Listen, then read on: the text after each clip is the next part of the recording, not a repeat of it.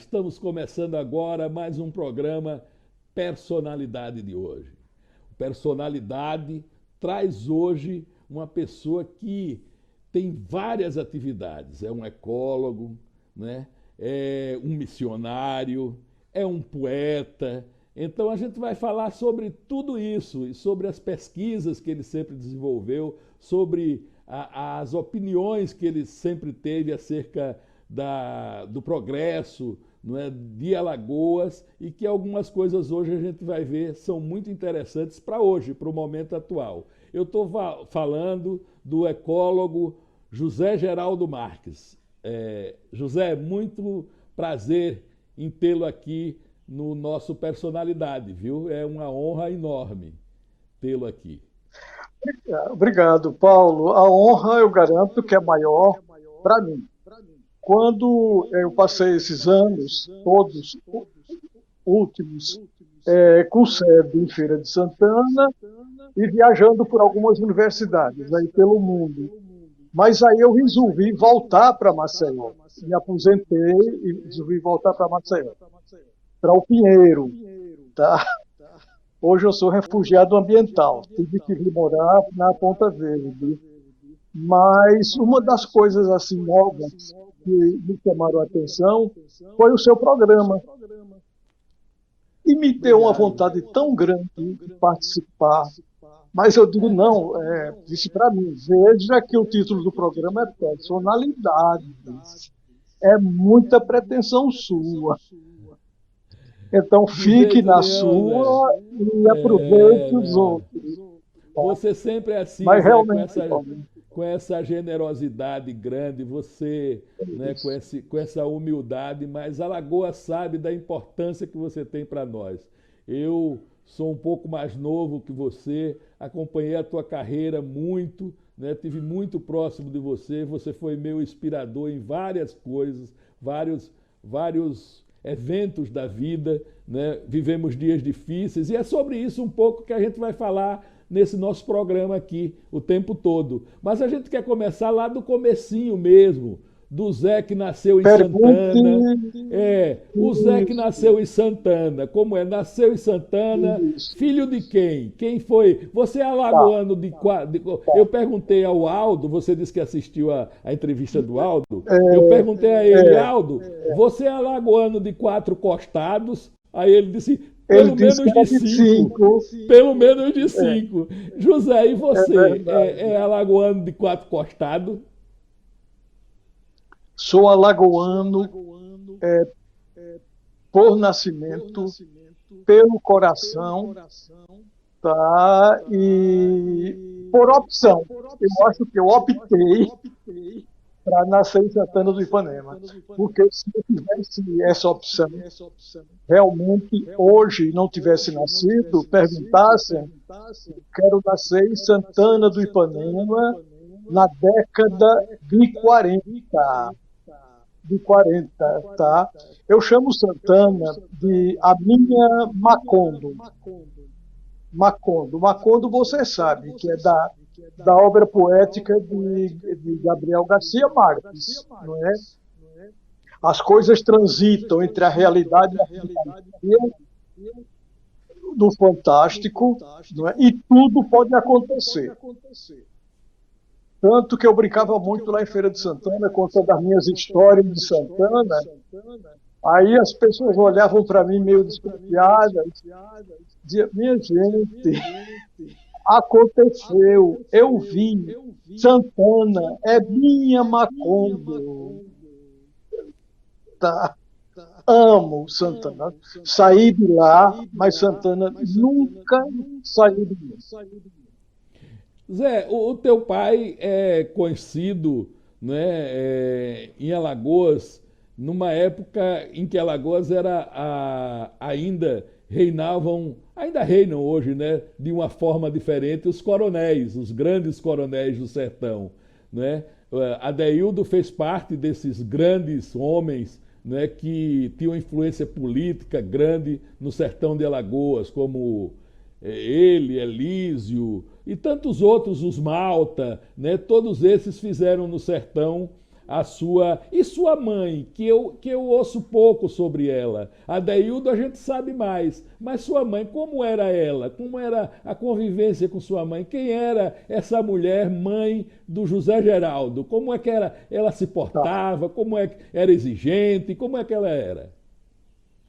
Olhe, a minha mãe, eu começaria dizendo que foi uma mulher apaixonada pelo meu pai, tá? Naquele tempo, ela saiu de casa para uma missa em Santana, na matriz. Existia na Igreja Católica uma questão dos banhos. O padre passava os banhos durante algumas semanas para saber se alguém tinha alguma coisa contra o casamento. Então, meu pai foi para a igreja, os dois, sem ninguém saber. Meu pai, estou contando isso aqui pela primeira vez, Muito bem. comprou os banhos. Pronto, o padre não correu os banhos e eles já saíram da igreja para a casa que eles iam morar e que nós moramos durante muito tempo. Eles casaram, para desgosto do meu avô, porque o meu avô, meu pai foi pedir a mão da minha mãe. E o meu avô disse que se ele quisesse a de Maria, Maria era Maria Vanderlei, a esposa de Tarcísio de Jesus, depois. Se ele quisesse a mão de Maria, ele dava. Mas a de Rosalva, não.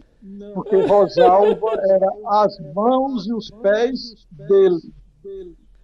Já pensou? Aí vem toda essa história de Macondo, né? Minha avó materna lançou uma praga que ela viria de passar pela mesma situação. E ela passou 2 vezes. É Macondo. Santana do Ipanema é Macondo. É. Dizem que praga de mãe é ruim, praga de vó, então é pior ainda. Para Rapaz, você então, ver, Paulo. então para você Mas ver ela como era pode. uma Sim, mulher. a influência dela em você, assim, como batia em você a Olha, influência dela? bom, minha mãe era uma Vanderlei e meu pai também era um Vanderlei, mas meu pai era mais Nepomuceno Marques do que Vanderlei, não é? Mas minha mãe era uma Vanderlei, nascida e criada no Poço das Trincheiras, né? E que me criou nessa tradição, tá? Na tradição dos Vanderlei, nós éramos Vanderlei, éramos descendentes de Maurício de Nassau, tanto que depois eu me dediquei à história da família. Hoje eu tenho a história da família. Não, nós não somos descendentes de Maurício de Nassau, mas somos descendentes do maior amigo de Maurício de Nassau, que ficou aqui no Brasil. Que, na realidade, ele teve um filho e colocou o nome do filho de João Maurício. Na época, não podia no Brasil registrar nomes próprios com 2 nomes. Mas ele tinha casado com uma católica, Maria, e então eles resolveram colocar o nome do filho João Maurício, em homenagem a Maurício de Nassau. Sendo que esse nome João Maurício é tão recorrente que eu vou chamar uma pessoa que está aqui de lado. Vou ver se ele vem. Vem aqui, João. Pronto. Esse é o meu filho querido, João Maurício. Outro João. João Maurício. Tá? Muito bem. Que também é poeta. Olha que maravilha, que maravilha. Mas me diga uma coisa, aí você em Santana estudou o primário todo lá, Zé? Olhe, é interessante a minha formação, porque eu vivi em Santana do Ipanema de forma continuada até os 14 anos. Com 14 anos, aí o meu pai resolveu me internar no Colégio Marista, que era o antigo Colégio Diocesano. Tá? Mas toda a fase anterior foi em Santana do Ipanema, e foi complicada, e foi maravilhosa, porque eu tive professoras maravilhosas no primário. Não é? Mas, para você ter uma ideia, eu tive uma professora tão de vanguarda, Dona Aldite Vanderlei, e tinha outra, que, aliás, não se davam as duas, que era Dona Zezinha Muritiba, e eu chorava pelas duas quando me despedia. Tá? Que todas duas resolveram me tirar da classe formal para que eu pudesse ter aulas com elas em casa. Nessa mudança, com 8 anos, eu terminei o curso primário em Santana do Ipanema. Então, era questão de entrar no ginásio. O diretor do ginásio Santana era Alberto Agra, que é primo do meu pai, mas era um militar, era um homem de formação idônea, mas rígida. E para eu poder entrar no ginásio Santana, tinha que ter autorização dele. E ele só podia dar autorização segundo a vigência da época, quando eu tivesse 11 anos. Então, imagine o que é uma criança ficar entre 8 e 11 anos, esperando, né? Esperando. Mas aí, nas negociações, o Alberto autorizou que eu entrasse como aluno ouvinte. Então, eu entrei como aluno ouvinte, fiquei esperando completar os 10 anos para fazer o curso de admissão da época, que era um verdadeiro vestibular, e entrar no curso regular no Ginásio Santana. Fiz 3 anos do ginasial. A maior parte de nós dessa geração assim, quando fala admissão era quase um vestibular, os jovens não compreendem. E era mesmo, né? Era uma concorrência enorme. Né?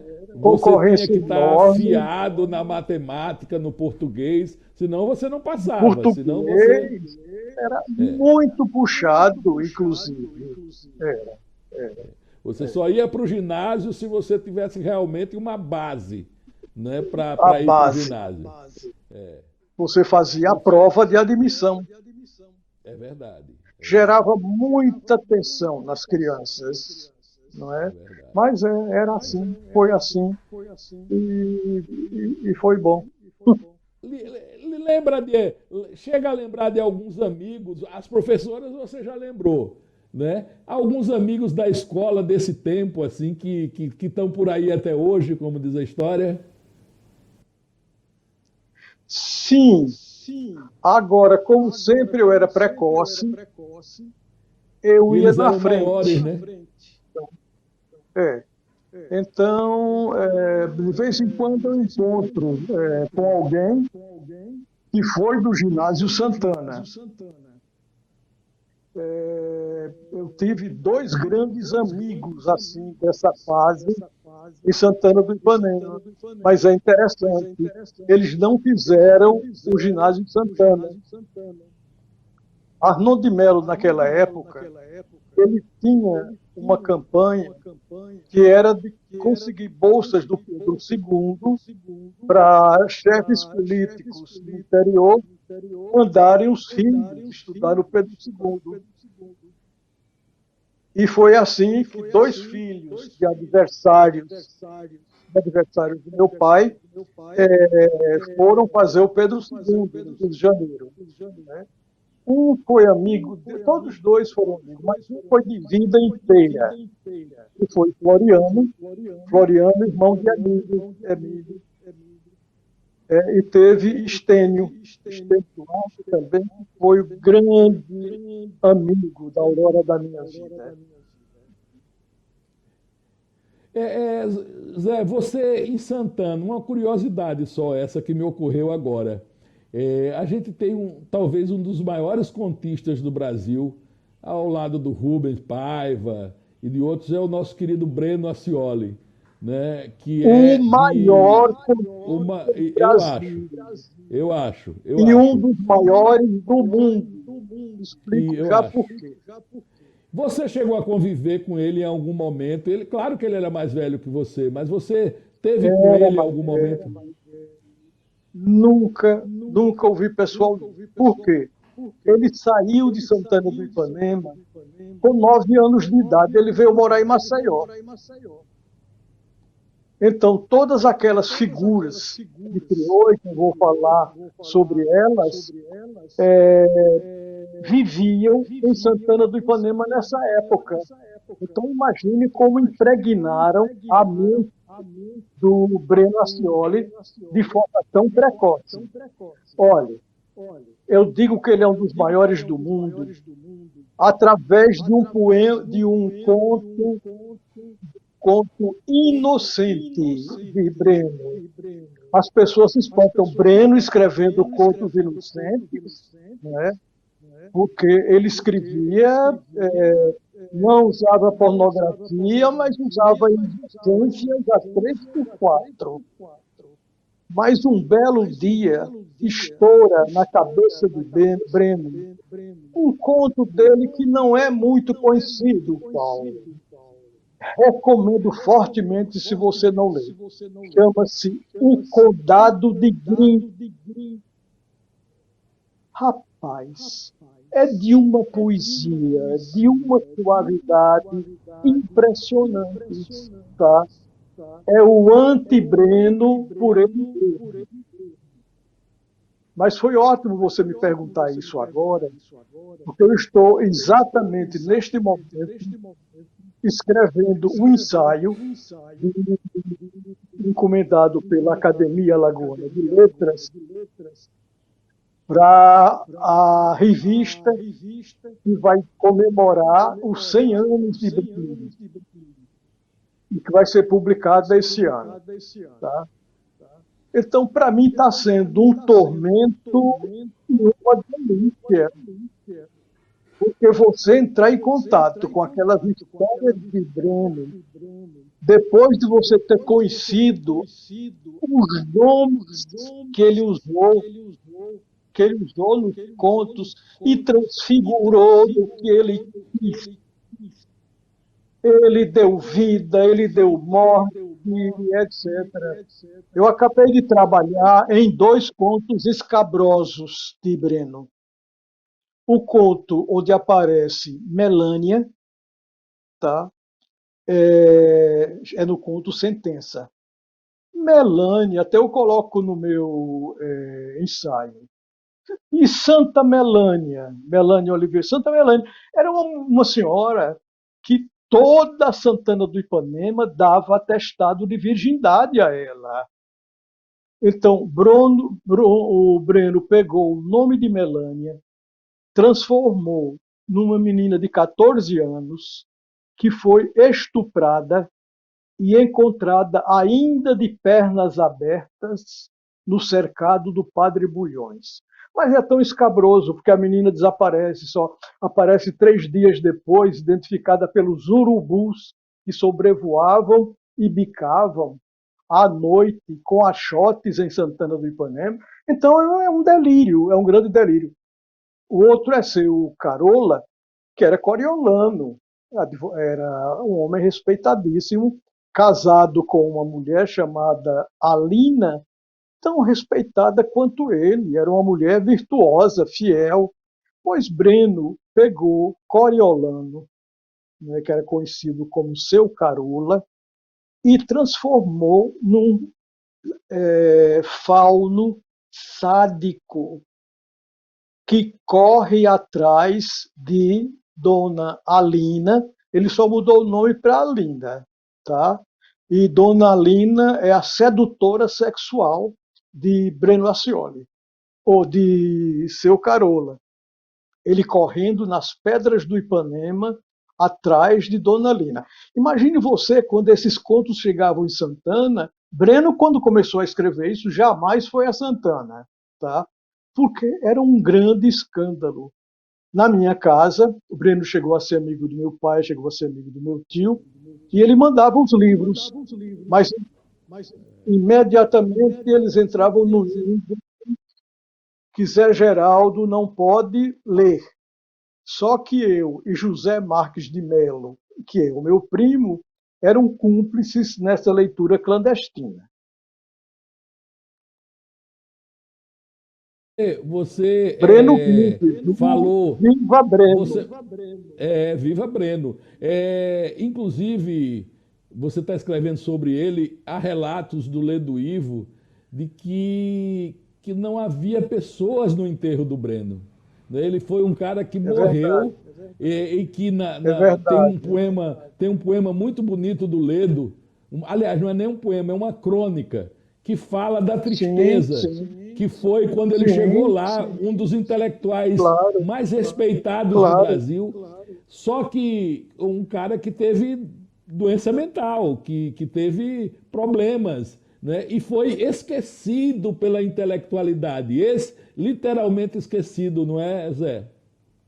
Porque a convivência com ele era dificílima, tá? Inclusive eu conheço alguns detalhes do Montijo, não é? Porque ele foi embora para o Rio de Janeiro, o ódio que ele tinha ao pai, quer dizer, o pai tinha morrido antes dele nascer, mas quem criou foi o coronel Manuel Rodrigues da Oscar, né? Então, o Breno, ele recebeu o diagnóstico de esquizofrenia muito cedo. Na minha opinião, e olha que eu estudei psiquiatria, né, ele não era esquizofrênico. Uma síndrome complicadíssima, tá?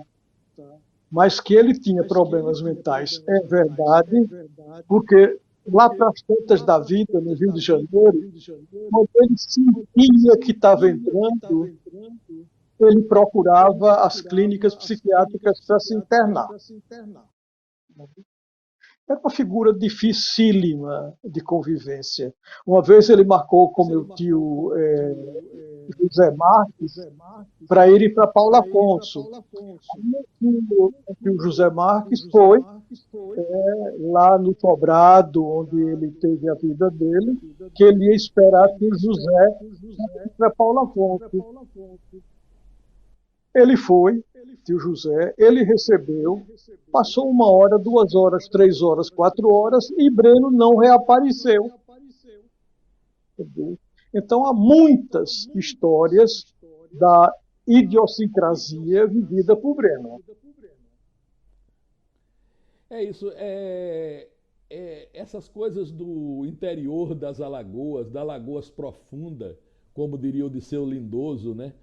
São muito interessantes, porque a gente está falando de Santana do Ipanema, lá no sertão, capaz de produzir pessoas intelectuais como Breno, como Zé Marques de Mello e como Zé Geraldo Marques, né? Como Zé Geraldo Marques. Então, esse caldo de cultura de Santana, não é? É o caldo de cultura que se espalha também em alguns outros municípios de Alagoas. E isso é muito interessante, a gente vê que o interior do estado também teve a sua projeção intelectual. Por exemplo, Viçosa chegou a ter 70 jornais circulando. Sim, né? Então, sim. É uma coisa maravilhosa. Bom, mas a gente não está aqui para falar do Breno, né? nem do Zé Marques, que são maravilhosos, né? Que eu como jornalista, principalmente eu, que bebi muito do Zé Marques, que ele foi, no campo das comunicações, um verdadeiro Foi um gênio, né? pioneiro. O pioneiro no Brasil. Bom, aí você sai e vem para o diocesano. Como é o menino jovem, saído de Palmeira, ou de Santana, até os 14 anos de idade, já grande, mas convivendo ali num mundo que era todo seu, que ele dominava, e chega em Maceió, né, num colégio grande, diocesano, colégio de padres, uma formação muito legal, que a gente sabe de matérias, de currículo. Como é que foi essa passagem sua? Olha, Paulo, eu talvez tenha sido o ano mais feliz da minha vida. O primeiro ano, né, em 61, eu tinha muito medo de me afastar de casa e muito medo de internato. Primeiros dias eu chorava todas as noites, escondido nos lençóis, mas consegui me adaptar muito bem, inclusive pelo ambiente intelectual. Nós tínhamos um grêmio literário chamado Grêmio Ronald de Carvalho, que era liderado por Mendonça Neto, que tinha pessoas criativas como Getúlio Mota. E lá encontrei boa acolhida para mostrar as minhas primeiras poesias e ousar as minhas poesias, as posições políticas intuitivas. Até que quando chegou no fim do ano, aí eu sofri um mobbing pesado, pesado, e acusação, veja só, né, naquele tempo, é porque eu era comunista. Tá? Então eu cheguei a ser ameaçado de surras por filhos da elite canavieira daqui, não é da minha idade, um pouco mais velhos, mas veio aquela crise de Jânio e eu optei por Jango conscientemente e explicava por que optava por Jango, e eles foram me esperar na escadaria para o primeiro andar para poder me dar uma surra, não é? Então eu consegui levar isso até o fim do ano, não é? Depois mudou o colégio, foi para o Colégio Marista. Eu fui para o Colégio Marista e lá eu que passei a liderar o Grêmio e peguei uma reportagem muito boa que José Marques de Mello tinha me dado sobre Patrice Lumumba. Lembra de Patrice Lumumba, né, do Congo? Né? Pois bem, então eu preguei no jornal Mural, esse, de Patrice Lumumba. Gerou um grande mal-estar. Aí eu fui mais longe. Preguei de Francisco Julião. Lembra de Francisco Julião? O líder das ligas camponesas, Pois é. Pronto, aí foi demais. Os irmãos me aguardaram até o fim do ano, e quando eu fui me matricular no ano seguinte, eles disseram que já tinham me transferido para o Colégio Guido. Foi a glória, porque no Colégio Guido eu encontrei o padre Teófanes, que estava numa fase progressista, de igreja progressista, muito boa, e que era um professor de português como eu nunca vi nada parecido. As aulas dele sobre os Lusíadas, tá, mereciam aplausos no final. Então me dei muito bem no Colégio Guido e fiquei lá até o fim do ano. No outro ano, aí eu fui para Recife. Fui me preparar para o vestibular em Recife. Chegou em Recife, fez o vestibular para, inicialmente... Cheguei no Recife, aí vem uma longa história, Porque o meu pai queria que eu fizesse medicina. Ele queria ter um filho médico. Mas o que eu queria era um curso que hoje não existe mais e que não existia em Alagoas, que se chamava curso de História Natural. Depois ele virou curso de Biologia e curso de Geologia, que aí eu fiz os dois no curso de História Natural. Tá? Mas é o que meu pai queria, que eu fosse médico. Alguma influência do darwinismo aí? Sim, A história essas natural. coisas. Paulo, vai eu querer explicar, tá? Não dá. São as sincronicidades, como Jung falou. Você sabe que o meu pai foi um homem que não teve formação científica superior. Um belo dia, ele foi me visitar em Recife, foi à livraria, comprou um livro e me deu de presente. Chamava-se O Homem, o Tempo e os Fósseis. Era a biografia de Charles Darwin. Agora, eu explicar para ele que não queria ser médico, para ser Charles Darwin, que era o que eu queria,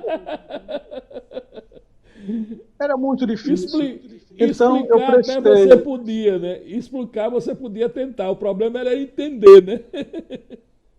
Era ele entender, né? Ele entender, né? Explicar, diga, então, explicar eu consegui. O problema é que ele não conseguia entender, né, Zé? Pois é. Então, eu fiz 2 vestibulares. Um foi realmente o vestibular oficial, mas que também não era de agrado do meu pai. Mas foi o seguinte, eu ganhei uma bolsa da SUDENE por mérito e pelos méritos de Celso Furtado. Lembra de Celso Furtado? Claro. Desenvolvimento no Brasil, gente, não vai se nas elites arcaicas não forem colocadas no seu devido lugar. Então, não precisa violência, não. Então, o que é que Celso Furtado fez? Ele fez a pergunta. Olha, a minha meta é Nordeste desenvolvido dentro de 20 anos. Mas como o Nordeste vai ser desenvolvido se não tem pessoal técnico e científico para desenvolver? Porque hoje, quando eu vejo esses entusiasmos com Israel, né, aí eu tenho vontade de perguntar, mas vocês sabem que Israel chegou onde chegou? Porque estimulou ciência e tecnologia. Senão não tinha chegado. Os Estados Unidos chegaram à conclusão que estavam ficando para trás da Rússia, da União Soviética, nos satélites. Reformaram todo o ensino de biologia, de ciências, biologia, física e química. Então, o Celso Furtado fez um levantamento das carreiras essenciais que podiam alavancar o desenvolvimento no Brasil. Então, ele diz, olha, recursos minerais. Aí, nós precisamos de geólogos. Nem curso de geologia tinha. É quando o de História Natural se fragmenta. Então, ele cria bolsas, bolsas no valor que hoje pagam a um professor universitário.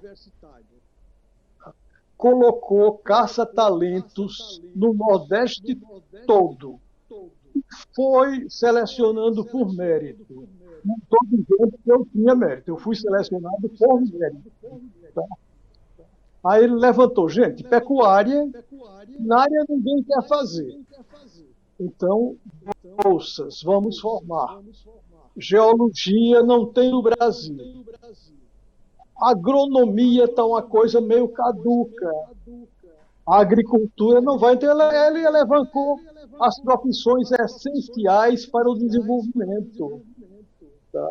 Então, eu ganhei essa bolsa, mas eu só podia fazer veterinária. Tá? Então, o que é que eu fiz?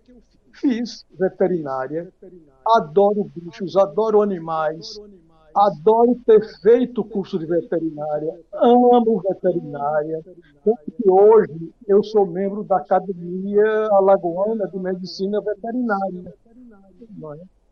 E fiz oficialmente, passei e, de noite, eu fiz o de História Natural na Universidade Católica. Passei.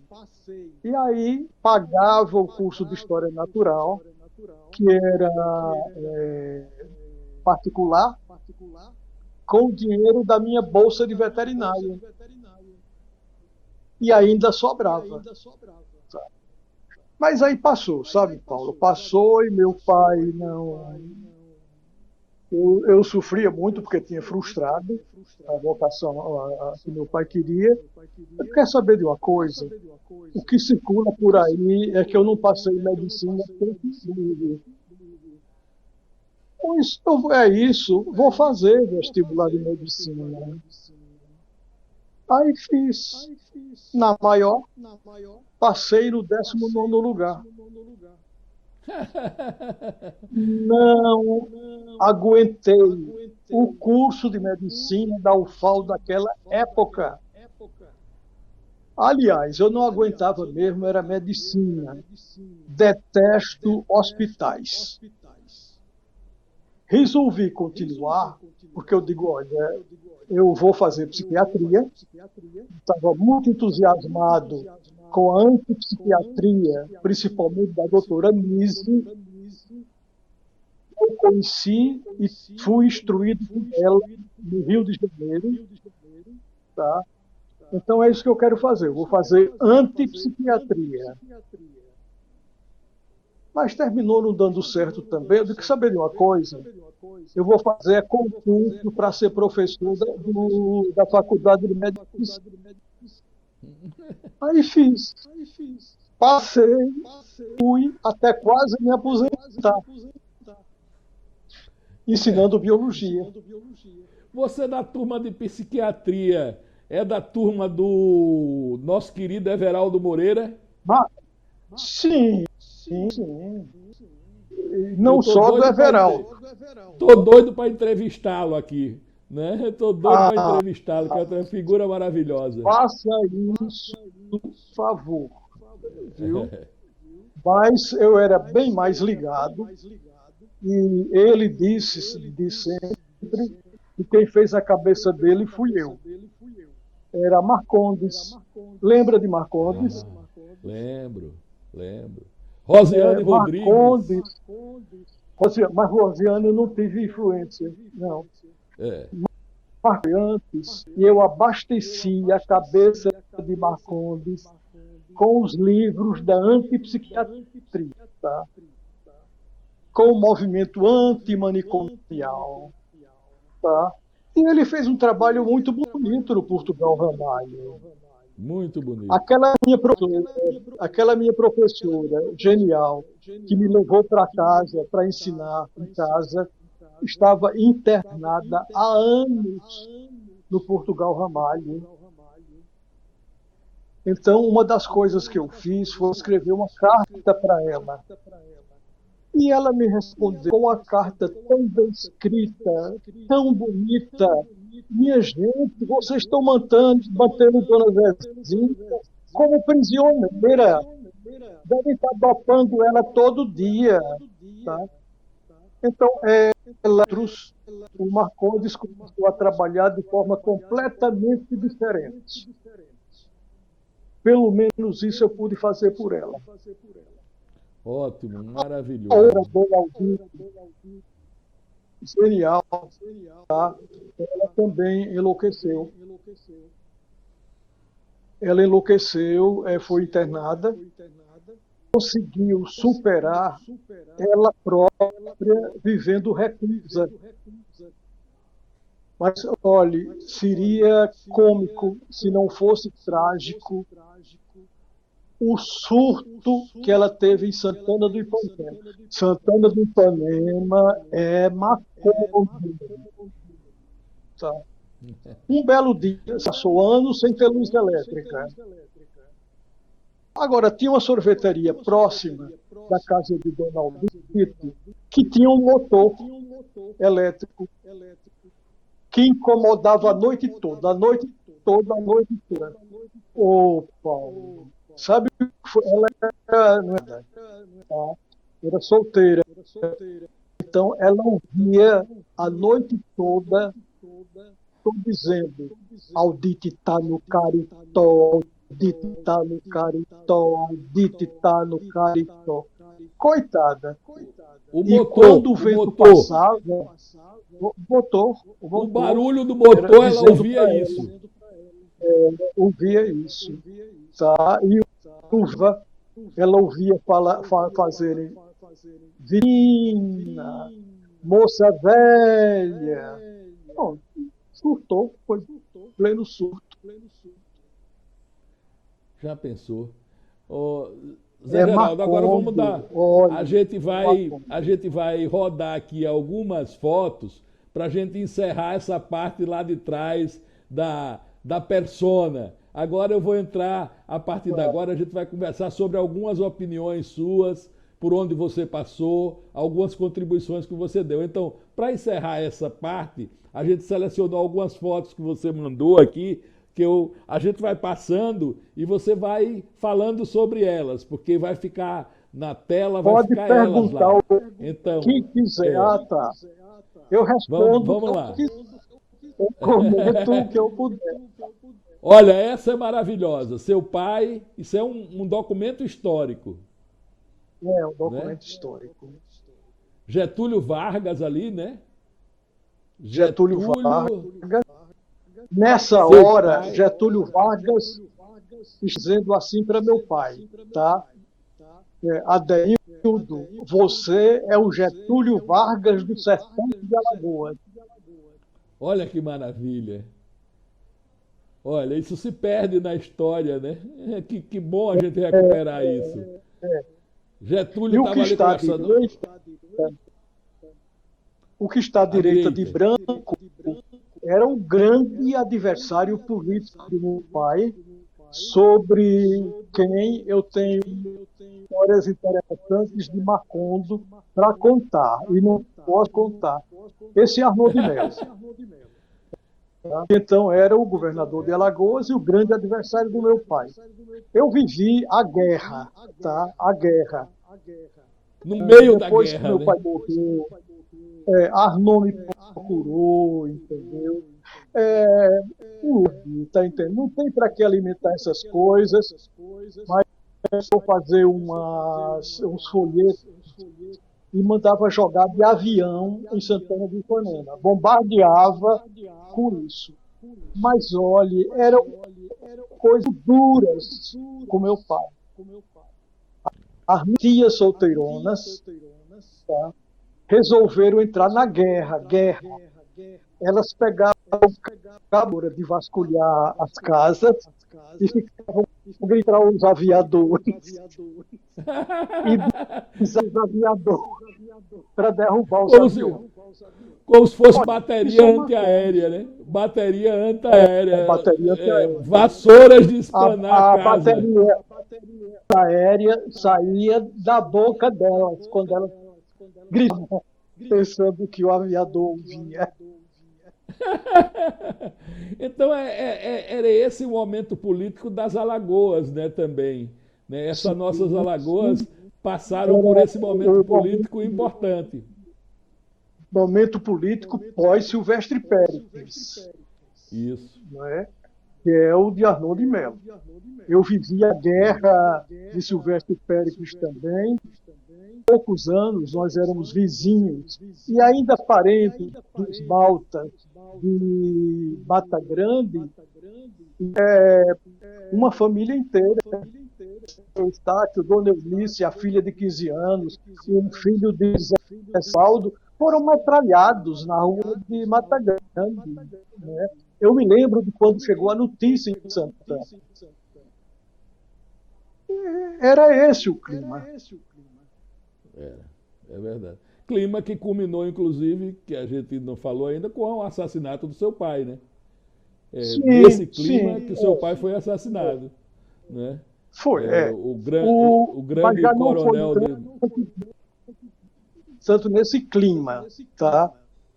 A história do assassinato do meu pai está toda mal contada, toda, por um livro que está publicado aí, de jornalismo investigativo, mas não passa de história oral mal contada. Eu recuperando, tá? Crime já prescreveu, eu não quero ninguém na cadeia, a maioria já morreu, tá entendendo como é? Mas a história para definir pai precisa ser restaurada. Começa com, olha, eu vou usar uma expressão muito dura aqui. É a primeira vez que eu faço isso porque eu não consegui ter ódio, tá? Mas é um mau elemento chamado Coronel Adalto. Não sei se você se lembra desse mau elemento. Me lembro. Ele resolveu se candidatar a governador. Então, meu pai, que era um orador impressionante, só era menor do que meu avô paterno. Tá? Então, ele desarmou toda a candidatura do Coronel Adalto. O Coronel Adalto deflagrou o processo que terminou alguns anos do assassinato. Olha, eu estou lhe contando isso. E veio mão. Que maravilha. Que eu não comentava essas coisas. Olha, e Coronel Adalto veio depois a ser assassinado, né? Não é ele que foi assassinado Todos eles. em pleno quartel, né? Pela posição autoritária. Pela posição autoritária, um sargento lá, ou um rapaz, chegou e mandou bala nele, né? É verdade. Quase todos eles do núcleo tiveram um fim trágico e geralmente por assassinato. Por exemplo, o juiz Gabriel foi assassinado aqui em Maceió, não é? José Medeiros não foi assassinado, mas terminou morrendo de AIDS em Goiás. Não é? Isso não me alegra, me contenta, mostra apenas que existem coisas entre o céu e a terra do que imagina nossa vã filosofia. E mostra também, então, Zé Geraldo, mostra também um pouco de que a gente, além das paixões, a gente tem que recuperar a nossa história, seja ela qual for, a gente tem que saber dela, não é?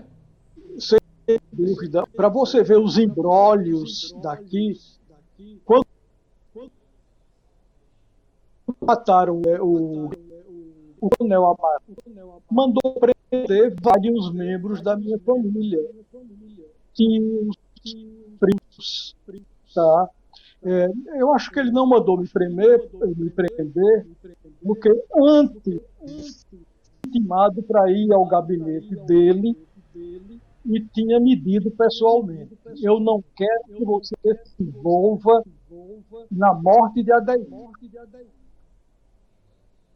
Então eu estou juntando, não é com ódio, não é com uma questão de resgate histórico, entendeu? Eu, em história, com pesquisa histórica, e nos últimos anos, eu não uso referencial marxista. Eu uso Peter Burke. Peter Burke diz que um dos principais papéis da história é fazer a sociedade lembrar daquilo que ela queria e gostaria de esquecer. Para nunca mais cometer. É verdade. Zé, agora vamos passar, porque a gente já vai nos 50 minutos. Olha que papo gostoso. Né? Agora vamos passar para algumas atividades suas. Né? Uma atividade poética que eu vi quando começou, assim, eu acompanhei um pouco, e por 2 ou 3 vezes eu fui na sua casa ali Pedro Monteiro, né, onde era um verdadeiro centro da intelectualidade, onde se discutia nos tempos negros da ditadura, se tinha a liberdade de discutir sobre qualquer assunto, né, da poesia à política, né, tomávamos uns vinhos também, mas falávamos sobre tudo. Então eu vou ler aqui um poema não daquela época, mas para a gente conversar um pouco sobre a sua poesia, o alimento da sua poesia. Tem um poema aqui que chama Antônimo. Da matéria, prima dos sonhos, extraio a matéria da poesia. E primaverando, ao invés de outono, de abissais terrenos, já não sei o guia. Territorial ex-habitante do abandono, retorno aos vivos e à própria companhia, e recalcitrante, possuído e dono, sou visitante, visitado da alegria. Ao som dos ventos, já escolho sonhos, e chegadas e estrelas e esperas afirmativas de que sou porque tu eras. E por ser-te, e por sermos primaveras, ao encalço do horizonte das matérias, solto poemas, matéria-prima do anteoutono. Olha que maravilha! Então, José Geraldo, qual é o alimento da sua poesia? Paulo, não faça segudão. Eu não estou podendo me emocionar, é verdade. Eu estou com um problema cardíaco, inclusive vou fazer uma cirurgiazinha no Hospital do Coração. Então, pise devagar, que o meu coração está até aqui de mágoa. Vá devagar com o andor, né? Vá devagar com o andor, que o santo é de barro, né? Tá. Então, qual é o alimento dessa poesia? Onde você bebe? Onde você encontra alimento para a sua poesia? Ela é quem encontra alimento em mim. A poesia, minha poesia, o estado poético é muito maior do que eu quando ele me ataca. É um fenômeno que eu digo explicar. É claro que ao longo dos anos eu trabalhei em poesia, os grandes poetas, o que tem que fazer mesmo, não é? Porque não se ensina a fazer poesia, tá? Não se ensina. Você nasce ou não nasce poeta. É um estado de alma, tá? Com seu psiquismo e talvez com um pouco da loucura dele, não é? Então, se você me pergunta qual é o motor da minha poesia, é difícil eu explicar. Olha, falar em Píaco, tem uma poesia minha que as aplaudem muito. Não pode dizer que não gosto de aplauso, não. Gosto, tá? Ela começa assim, o começo é pequeno, mas diz muito. Tá? O meu coração é um órgão de zinco, onde crianças tocam bar a noite inteira, atirando pedras como se fossem estrelas. Muitas poesias já nascem prontas, só trabalho de passar para o papel. Outras não, eu trabalho. Agora, na minha poesia mais recente, que foi publicado no livro esse ano, que é Prelúdios e Delírios, então realmente tem um fenômeno que acontece e que eu vou procurar explicar, não vou procurar explicar, mas eu percebo perfeitamente a influência de duas grandes, todas duas suicidas, tá? E que eu sinto da minha poesia está sendo tocada por uma, não sei o quê, ou por outra. Uma é o contrário da outra. é uma americana chamada Sylvia Plath. Foi esquizofrênica, sofreu terrivelmente nos manicômios e foi a maior dos Estados Unidos. Então eu sinto a sombra, é a minha sombra. E eu tenho, inclusive, poemas que eu digo, Plath está se aproximando. A outra, que é exatamente o contrário, chega com uma leveza, uma amorosidade. Eu não sei se você conhece a poesia dela, tá? Flor Bela espanca. Mas elas chegam de tal maneira que as minhas poesias, muitas delas,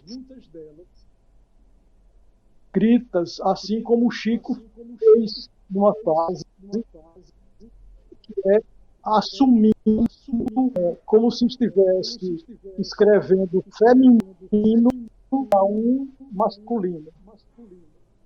Entendeu? Então, apenas para dar um exemplo. Mas as fontes realmente são várias. Agora, em todas, explicitamente ou não, está Santana do Ipanema. Santana do Régua e Compasso. E uma das minhas maiores alegrias foi quando eu fui eleito na Academia Santanense de Letras, não é? Então, Santana está muito no poema. Poço das Trincheiras, muito nos meus poemas. Enfim, Condo, que às vezes está bastante oculto e às vezes está bastante explícito. Agora, de vez em quando, eu tenho uns ataques. Um amigo que Silvio Vanderlei não gosta, tá? Aí eu sinto, quem está se manda é Mayakovsky. Aí faço aqueles poemas punhais, tá? Que me satisfazem. Mas duas pessoas que eu respeito muito, eu dificilmente publico uma poesia sem passar antes pelo Sidney, foi minha aluna no doutorado, quando eu fui professor, Paula Chamy, que já me pediram trégua, né? Esses não. Tá? Então eu guardo. Me fala para eu só. Me fala só para eu gravar, que eu vou atrás. Daquela primeira poetisa eu não conhecia. A primeira americana, como é o nome? Silvia Plath. P-L-A-T-H. Silvia Plath. Vou procurar. O grande poema dela é Ariel. José, a gente já está com 58 minutos. Olha, já pensou, já está só faltando 2 minutos, rapaz. Eu tinha tanta coisa para falar com você. Eu queria, assim, me despedir de você, dizer que esse papo foi super agradável e assim, desejar muito que a gente faça um outro programa. Inclusive, a gente teve até alguns probleminhas de internet, travou algumas vezes, depois eu quero uma segunda rodada com você. Por quê? Porque eu devo ainda abordar pontos que eu não abordei aqui, como são as questões profissionais e coisas importantes que a gente está passando hoje, que você já falava no passado. Uma delas, a questão do Pinheiro. Então, eu deixo aí para tuas considerações finais e a gente já marca aqui o compromisso de daqui a uns 20, depois de você sair da cirurgia, a gente fazer uma outra entrevista. Tá bom? Forte abraço. Obrigado, Zé, por esse momento de alegria de estar com você. Foi uma psicoterapia. Você não me convida, você dá ordens, eu lhe obedeço com a maior alegria. Zé, muito obrigado. Né, minha gente, a gente vai ficando aqui com essa generosidade do nosso querido Zé Geraldo Marques, e eu deixo um beijo no coração de todos. Acompanhe as reexibições do programa né? Acompanhe também pelo YouTube lá, né? Que é o mesmo YouTube do Alagoas Arte e Cultura, que a gente disponibiliza. Né? E um beijo no coração de todos. Até um próximo Personalidade.